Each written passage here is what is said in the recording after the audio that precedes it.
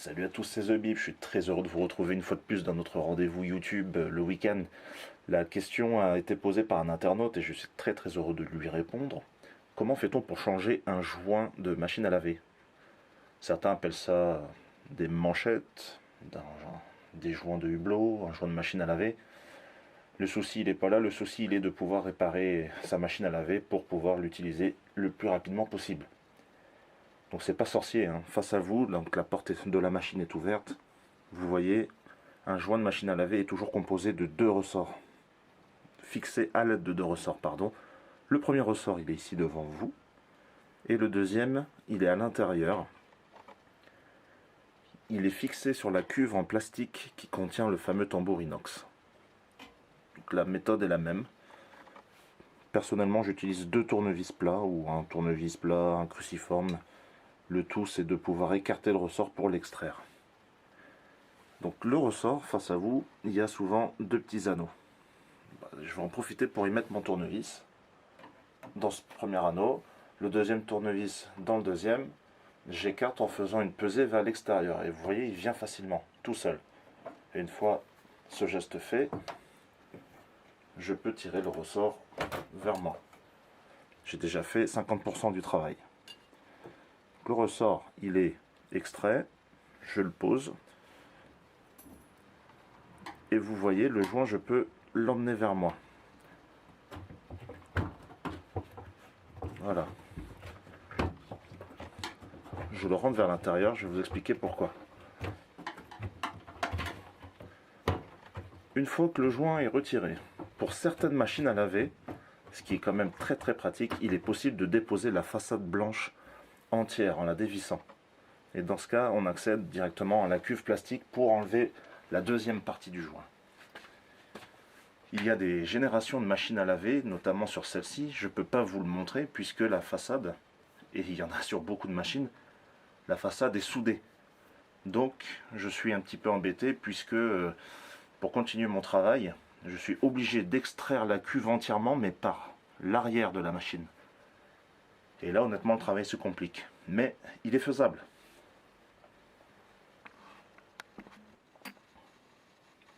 Donc le joint, une fois le ressort extrait, le deuxième ressort extrait, vous avez déposé le joint. Il est comme ça, face à vous. Voilà, donc si je me répète, le premier qu'on a pu extraire à l'aide des deux tournevis, c'était celui-ci qui était donc en appui contre la façade, contre la tôle. On a pu l'extraire, ok? Voilà. Donc ce ressort, on l'a déposé. Le deuxième joint, vous voyez, c'est pareil. Ici, on a une deuxième gorge.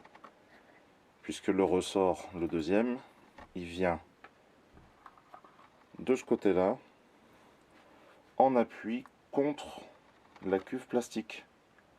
Donc vous voyez, c'est pas compliqué. Le tout, c'est de bien comprendre que le joint, quand il vient s'insérer dans la cuve, il y a des gorges de manière à venir en appui contre. Il n'y a plus que le ressort à mettre dans la gorge du joint et celui-ci est bien posé. Pour ceux qui ont rencontré le même problème que moi, de devoir complètement sortir le tambour, c'est encore plus simple, le tambour il est face à vous, vous pouvez travailler.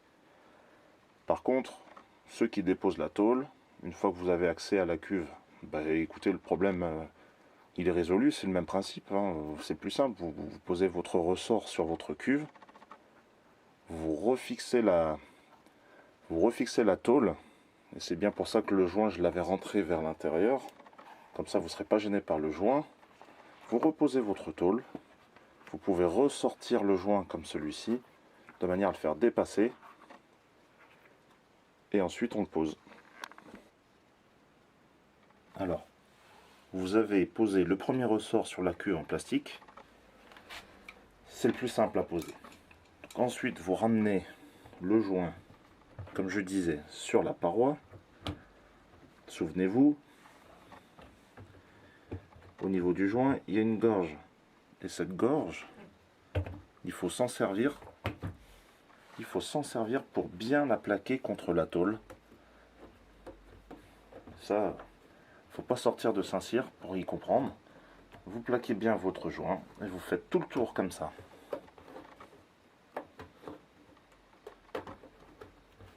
Voilà. Je ferai un zoom après de manière à ce que vous voyez bien. Vous voyez, c'est pas sorcier. Pas hésiter à le pincer un petit peu pour pouvoir bien le mettre justement contre la gorge de la tôle. Comme ça, vous ne serez pas embêté pour poser le ressort. Voilà. Donc là, vous voyez déjà 75% du travail est fait.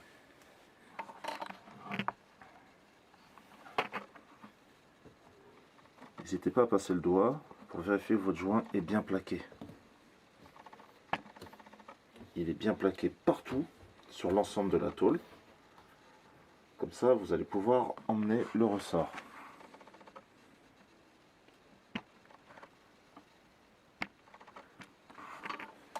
Souvenez-vous, le ressort c'était celui-ci. Donc la technique elle est la suivante. Il faut un peu de force pour le mettre. Mais c'est gérable. Donc on commence d'un côté. Voilà, je le bloque avec un doigt.